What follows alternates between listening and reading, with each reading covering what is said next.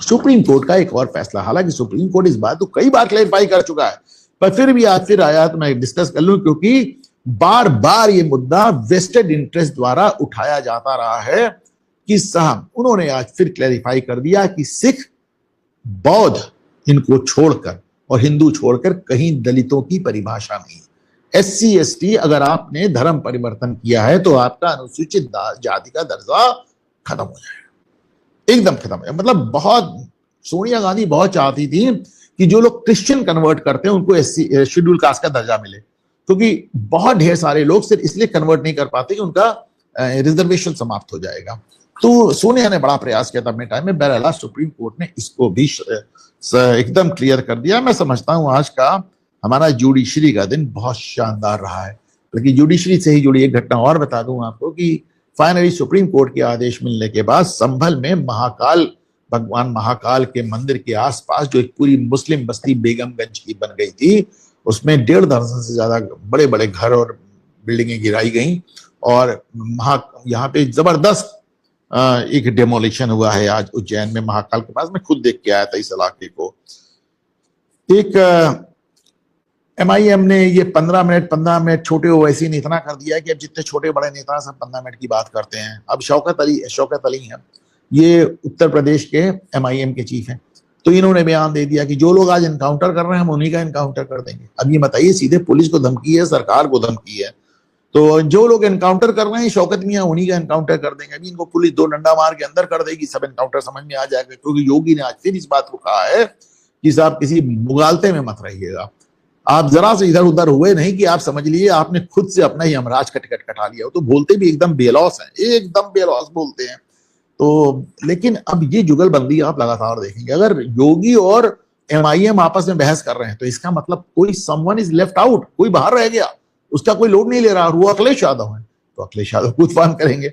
और इसके बाद आप अखिलेश यादव को, अब ये 2027 की शुरुआत होगी, इसलिए इस तरह के बयानों की झड़ी लग जाएगी, इसको बहुत सीरियसली नहीं लेने का। संभल, बल्कि मैं ये देख रहा था कि जब से संभल में इस बात को पता चला है कि पुलिस प्रशासन वहां अतिरिक्त सचेत हो गया है, मैं आपको बार बार कह रहा हूं 2027 के चुनाव संभल के इर्द गिर्द भी लड़ा जाएगा, और वहां पर जांच शुरू हो गई, तो अब वहां बड़ी मात्रा में जो मुस्लिम घुसपैठी आ गए, क्योंकि 75% मुस्लिम हो गए वहां पे, उन्होंने वहां पे फर्जी आधार कार्ड बनाने की एक फैक्ट्री लगा रखी है। तो वहां पे बहुत ढेर सारे आधार कार्ड, आखिर वहां पे सैकड़ों आधार कार्ड पकड़े गए। लेकिन देखने की बात यह है कि 3 लोग जो ये काम कर रहे थे, तीनों में से एक भी मुस्लिम नहीं था, तीनों के तीनों हिंदू थे। दो पैसे के लिए बिक रहे हैं लोग, क्या कहा जाए। और जैसा कि मैंने कहा कि अब जैसे जैसे चुनाव पास आएगा समाजवादी पार्टी और ज्यादा हमलावर होती जाएगी। कल मैंने आपको एक वीडियो दिखाया था, उस वीडियो में मैंने आपको बताया था कि अखिलेश यादव अपने उसमें समाजवादी पार्टी के कार्यालय में बैठ के तरह तरह की वीडियो दिखाते रहते हैं। किसी गलती से एक ऐसा वीडियो चला गया जिसमें एक महिला कह रही थी कि अखिलेश यादव के राज में हम बहुत असुरक्षित थे, योगी के राज में हम बहुत सुरक्षित हैं, हमको योगी चाहिए, हमें अखिलेश यादव नहीं चाहिए, अखिलेश यादव अपना पैसा अपने पास रखें, हम अपना पैसा खुद कमा लेंगे। और अखिलेश यादव हक्के बक्के सुन रहे थे अपने ही कार्यालय में, अपने ही स्क्रीन पे, अपने ही कार्यकर्ता द्वारा लगाया गया वीडियो। कल मैंने ये वीडियो सोशल मीडिया पर पोस्ट किया था। तो पोस्ट करने के बाद वो जो जम्मू कश्मीर के डायरेक्टर जनरल ऑफ पुलिस थे SP वैद्य, बड़े चर्चित रहे हैं, कश्मीर में आतंकवाद से उन्होंने बड़ी लड़ाई लड़ी है, उन्होंने मेरे वीडियो को रीपोस्ट चेक किया और कहा इन्हें कि रियलिटी चेक का टाइम है श्रीमान अखिलेश यादव। तो मतलब आप इस समय आ गया कि आप अपने आप को आजमा लें कि रियलिटी चेक क्या है। अब भाई वो रियलिटी चेक दिया तो वो सोशल मीडिया, वो जो IT सेल है समाजवादी पार्टी के, एकदम भड़क गया।